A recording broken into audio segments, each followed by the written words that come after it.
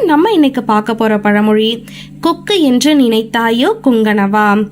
அந்த காலத்துல கொங்கண முனிவர் ஒருத்தர் காட்டுல கடும் தவம் செஞ்சுட்டு வராரு. அப்படி அவர் தவம் செஞ்சுட்டு இருக்கும் பொழுது ஒரு கொக்கு ஒண்ணு அவர் மேல எச்சம் இட்டுறதுங்க. அவர் கோபத்தோட மேல பார்க்கும் பொழுது அந்த கொக்கே எரிஞ்சு சாம்பலா கீழே விழுது. அதை பார்த்து அவரோட தவ வலிமைய நினைச்சு அவருக்குள்ளேவே ஒரு கர்வம் வருதுங்க. அவர் ஒரு நாள் ரொம்ப பசியில ஊருக்குள்ள போய் யாசகம் செய்யறாரு. அப்படி அவர் போன வீடுதான் திருவள்ளுவரோட வீடு. ஒரு தர்மம் கேட்டு ரொம்ப நேரம் வெளியில நின்னும் வாசகி அவங்களுக்கு சாப்பாடே கொடுக்கல. உள்ள அவரோட கணவர் பசியா இருந்ததுனால அவருக்கு வேண்டியதெல்லாம் செஞ்சுட்டு பொறுமையா வெளியில வராங்க. அப்ப அந்த முனிவர் கோபமா வாசகிய பாக்குறாரு. ஆனா அவங்க எரியலாம் இல்லைங்க. வள்ளுவரோட மனைவி சிரிச்சுக்கிட்டே கேக்குறாங்க, கொக்கென்று நினைத்தாயோ கொங்கணவா.